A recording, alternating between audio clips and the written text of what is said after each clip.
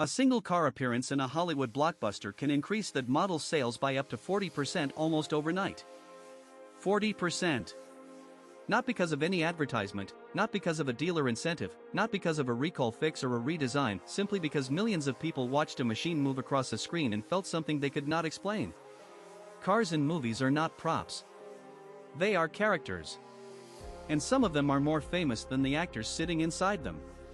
In the next 10 minutes, we are going to travel through the most iconic cars ever put on film.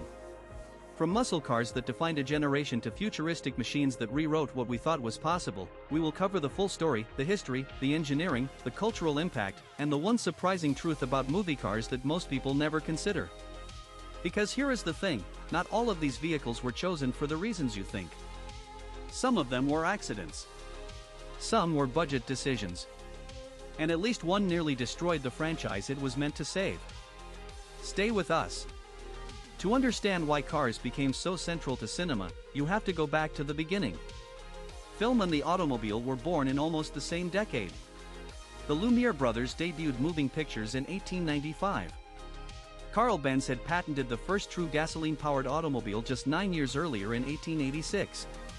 Both technologies were new, both were thrilling, and both were fundamentally about movement.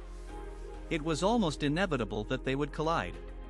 Early silent films used cars as spectacle, chases, crashes, escapes. But it was not until the post-World War II era, when American car culture exploded and Hollywood entered its golden age simultaneously, that the two truly became inseparable. By the 1960s, a car in a film was not just transportation. It was identity. It was rebellion. It was aspiration. The 1968 film Bullitt changed everything. Steve McQueen's Highland Green 1968 Ford Mustang 390 GT became the template for every movie car chase that followed. That 10-minute chase sequence through the hills of San Francisco, filmed with real cameras mounted on real cars, no CGI, no tricks, set a standard that Hollywood has been trying to match ever since. The production team used two identical Mustangs during filming. One was so badly damaged it was immediately destroyed.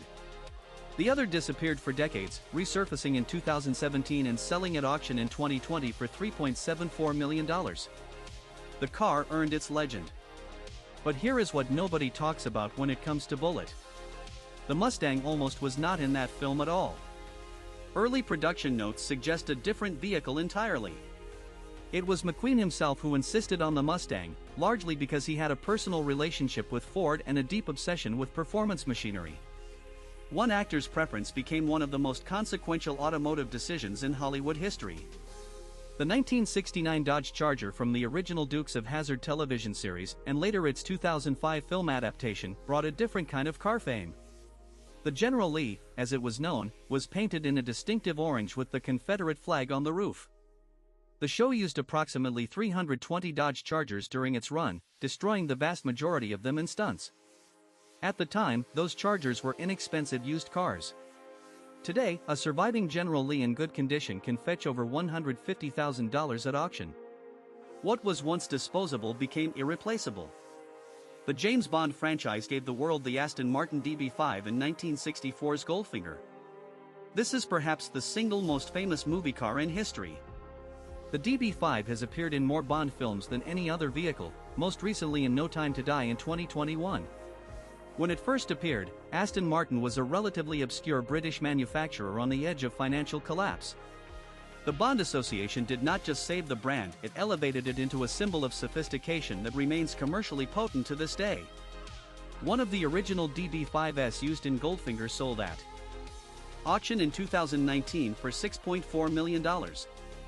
Now consider this, the DeLorean DMC-12 from Back to the Future was actually a commercial failure when it launched in 1981. The car was underpowered, overpriced, and plagued by manufacturing problems. Its creator, John DeLorean, would face a drug trafficking arrest just 1 year after production began. The company folded. The car was dead. And then Robert Zemeckis chose it as the time machine in his 1985 film, and everything changed. The stainless steel body and gull-wing doors photographed beautifully. The visual logic of the car turning into a time machine felt somehow plausible. The film grossed nearly $390 million worldwide against a budget of $19 million. And the DeLorean, which had been a failure in real life, became immortal on screen. What does that tell us about the relationship between cinema and automotive legacy? It tells us that a film can rewrite the story of a machine entirely. Real-world performance, reliability, and market success become almost irrelevant once a car achieves iconic status on screen. The Fast and Furious franchise built an entire cinematic universe around automotive culture, and its car choices reflect that philosophy exactly.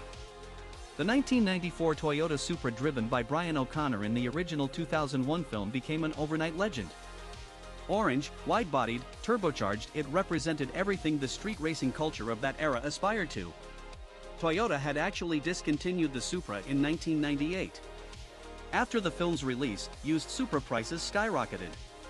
When Toyota relaunched the Supra in 2019, they cited sustained cultural demand as a significant factor. A movie that cost $38 million to make influenced the product roadmap of one of the world's largest automakers. But here is what nobody talks about in the Fast and Furious conversation.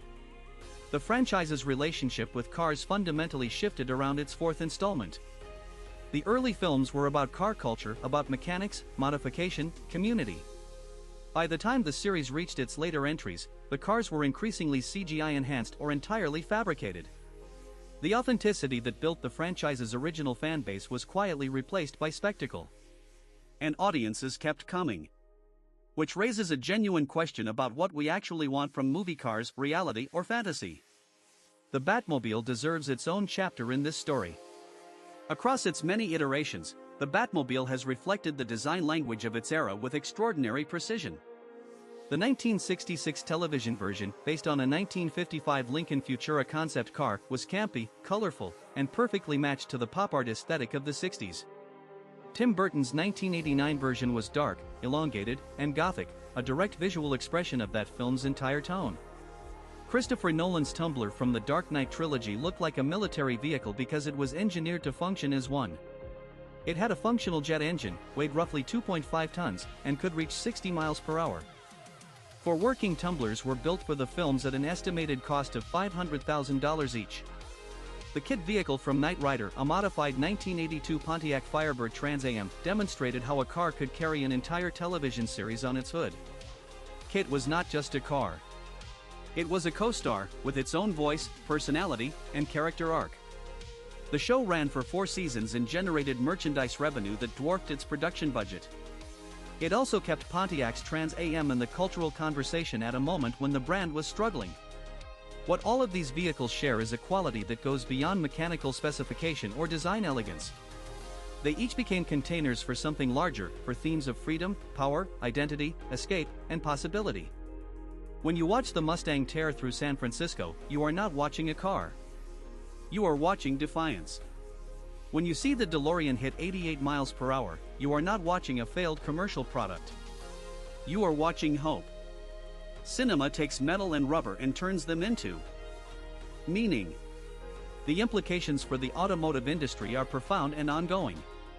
Manufacturers today actively pursue film placement not as advertising but as legacy building. A car that appears in the right film at the right moment can accumulate cultural capital that no marketing budget can replicate. Before you go, if you learned something valuable today, hit that like button right now. Subscribe to AutoVision Daily for a brand new video every single day. We will see you in the next one.